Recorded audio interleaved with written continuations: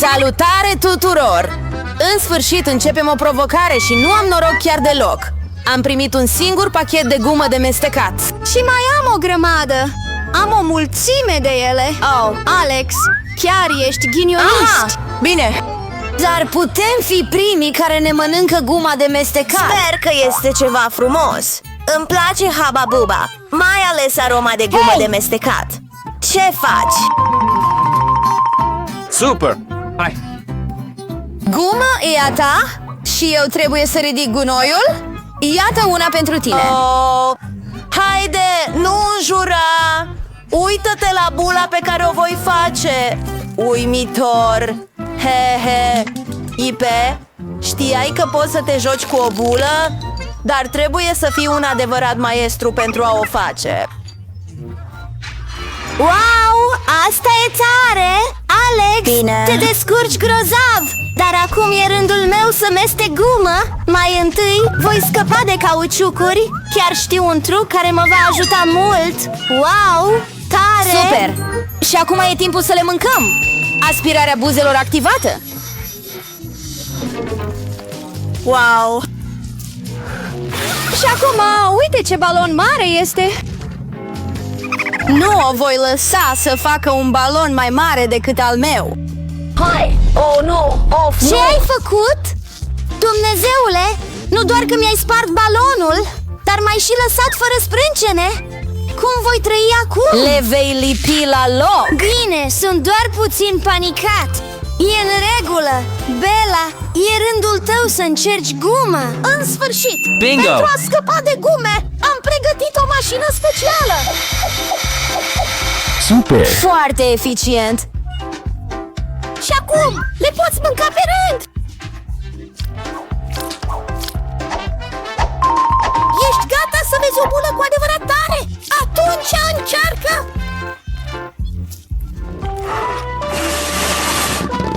Bella, oprește-te!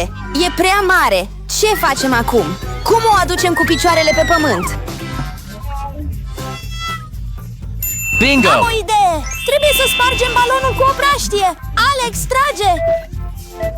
De ce eu? Pentru că altfel Bella va zbura în spațiu. Ai dreptate!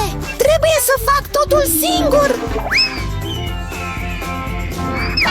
Ai făcut o treabă bună. Ești în belea. Nu! Deja mă gândeam că va trebui să mă împrietenesc cu păsările! Mă bucur mult să vă văd, băieți! Oh, nu! Ei bine, am doar un singur rodie și am o cutie întreagă. Mai mult nu se întâmplă.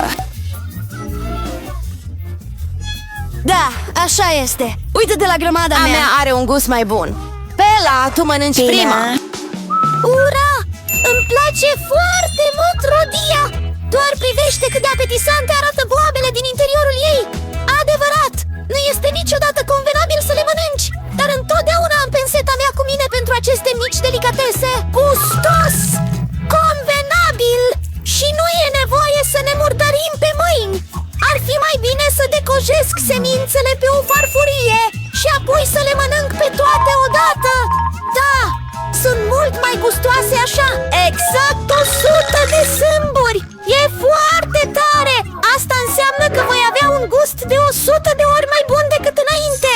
Chiar dacă am avut doar un singur rodie, sunt foarte fericit! Alex, e rândul tău! Bine! Mai întâi, trebuie să ajungem la cel mai gustos. Tăierea unei rodii este prea ușoară, dar să o rupi... Oh! Ce groaznic!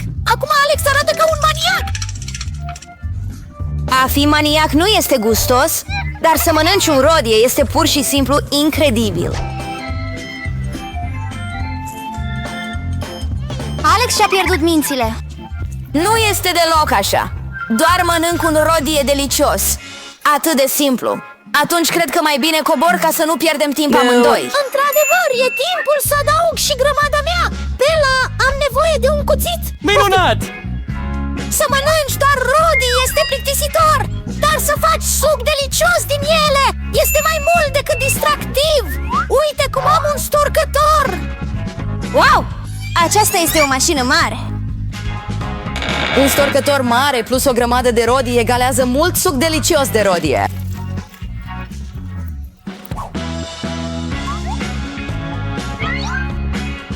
Da.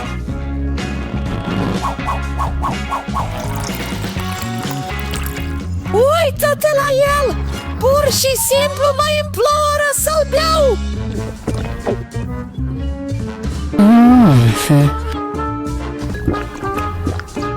Wow, minunat! A avut un gust bun? Foarte bine! Mai bine! Acum ai chiar și suc pe Nu e față! o problemă! Pot scăpa de ea ușor și simplu! Uite, am doar o doză de Coca-Cola! Am mai mult! Fiecare Coke și Miller Ura! au! Da, uite, am un întreg turn de doze de Coke. Dar oricum voi bea primul! Cel puțin îmi place atât de târziu! Coca-Cola are mereu gust bun!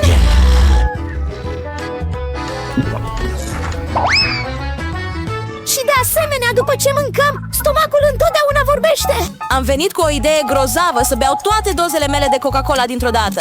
Minunat! Trebuie să le deschid, iar după aceea am nevoie de un pai special pe care tocmai l-am făcut recent. Este o idee bună! Uhu! Coca-Cola este atât de delicioasă până la urmă. Cred că cineva imploră să iasă afară.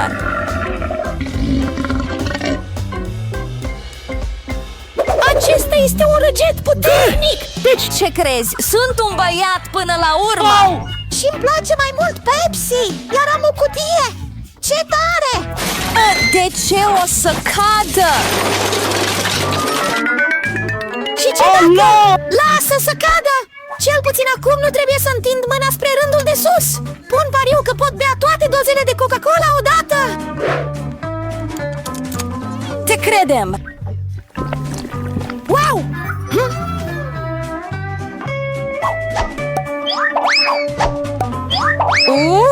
Doar să nu arunci gunoi spre noi. Exact! Sunt doze! Doare să fi lovit în față cu o doză! Îmi pare rău! Pur și simplu nu mă pot opri! Miller, ce ți s-a întâmplat? Ai văzut burta ta? Da, e doar gaz!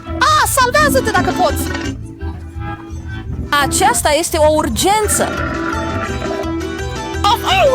Miller răgăie. Wow, Miller, fără mai mult Coca-Cola. Nu mai vreau! Nu mai pot să iau nimic! Vreau o gogoașă cu glazură. Nu este o întrebare. Bunica va găti totul pentru tine. Este simplu. Wow, bunico! Când ai avut timp să frămânți aluatul deja? Experiența vine la cei care au exersat ani de zile. Am o formă specială ca să le tai din aluat. Și pentru prăjit, voi folosi mai mult ulei ca să iasă gogoșile suculente pe interior și crocante pe exterior. Mă întreb dacă pot face același lucru. Ce e complicat aici? Iei o formă și tai aluatul. Gata! Oh, dragă, ai grijă! O sperii pe bunica! Apoi, trebuie să iei uleiul. Nu-i așa? Îmi amintesc că trebuie să torn mai mult.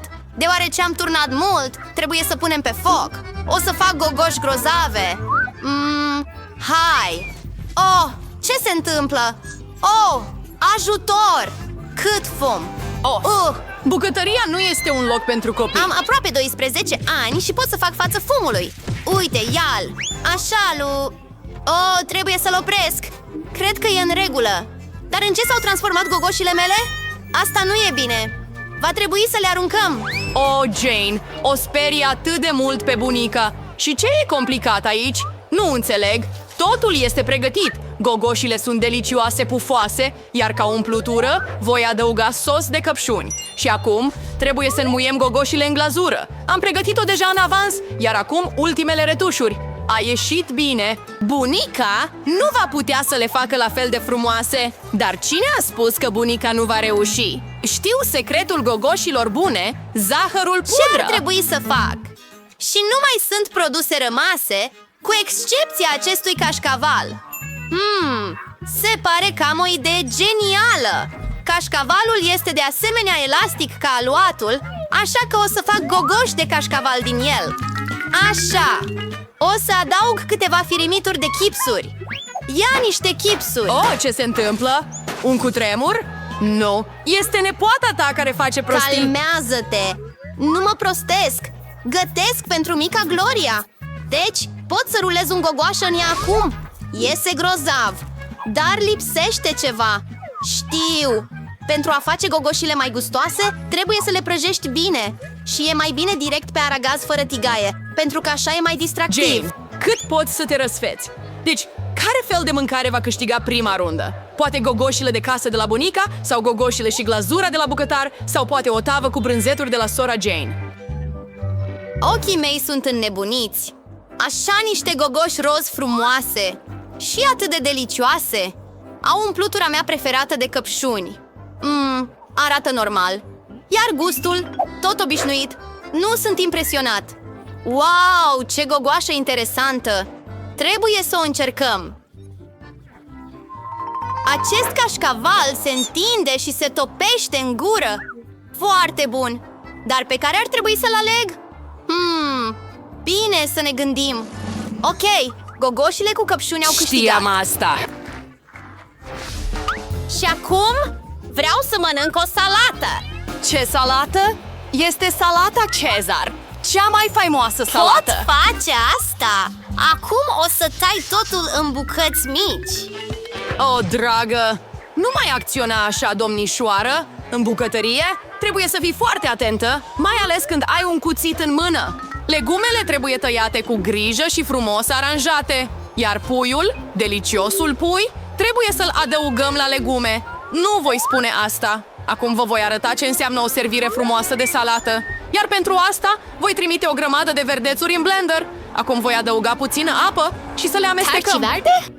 Nu este terci, Jane. Este haute cuisine. Amestecul rezultat trebuie răcit rapid pentru a face jeleu și pus pe o farfurie. Să o facem! Wow! Asta e interesant! Da? Pot? Dar acum poți adăuga legumele în farfurie și să tai fileul de piept. Dar asta nu e totul. O sticluță de ulei. În definitiv, frumusețea se află în detalii. O, cine îmi strică mâncarea? Nu poți să strici un fel de mâncare cu brânză, nu-i așa, Jane? Mai Da, bunico! Dar ce facem cu mine? Nu am avut timp să tai legumele. Jane, te strici iarăși. Oh, ce groază! E ca un munte de resturi. Un astfel de fel de mâncare cu siguranță nu va câștiga. Trebuie să ne gândim la ceva. O să-ți fac o salată, Gloria. Și nu e nevoie să tai nimic. E suficient să le rupi în bucăți mici. Și ochi de gelatină și bezele. Vreau să adaug mai multe bezele. Și atât. Oh, ce feluri de mâncare frumoase și delicioase au reușit să facă participanții noștri. Dar îi vor plăcea Gloriei? Vom afla chiar Și acum. voi începe cu... chestia asta de jeleu verde. Amuzant. O voi încerca și voi da salatei un dislike. Și această salată arată destul de normal. Salată simplă, gust simplu. Nimic special. Să trecem mai departe. Wow, ce tare! E salată de jeleu gumă marmeladă. Ce delicios! Îmi place foarte mult. Aleg aceasta ca câștigătoare. Da, îmi place. Ura, știam eu. Dă-mi un high five. Gloria, hai! Vreau să mănânc ouă prăjite. Nu poate fi mai simplu. Bunica se poate descurca. Chiar și sora ta poate face asta.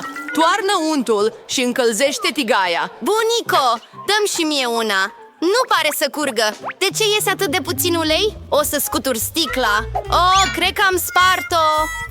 Jane? Bine. Bunica poate deja să înceapă să gătească. Voi sparge 2 ouă așa. Și o voi sparge. Oh, cum așa? Sunt atât de neîndemânatic. Nimeni nu mai gătește ouă astfel. Asta voi face. Mai întâi, voi încălzi smântâna. Voi adăuga coajă de portocală și ingredientul secret. Cu ajutorul său, preparatul va ieși la fel ca în cele mai bune restaurante. Iar acum, voi toca piersicile și voi adăuga această substanță specială de bucătărie moleculară. Este timpul să creăm puțină magie culinară și să prăjim ouă moleculare. Haide să-l turnăm în tigaie și gata! Wow! Am văzut asta pe YouTube. Jane, fii atentă! Oh, ouăle mele, totul este în flăcări. Ce coșmar! Da, bebelușul Gloria oricum nu va rămâne flămând. Ouăle bunicii arată foarte apetisant. Da, Jan, nu ai nicio șansă în această rundă. Și îi va plăcea bebelușului Gloria bucătăria moleculară? Vom afla chiar acum. De unde ar trebui să încep? Vreau să încerc acest lucru. Da, nu e rău. Și ce este asta? Vreau să încerc. Ouă așa de neobișnuite. Wow, e dulce. E atât de bun. Îmi place. Îl aleg pe acesta.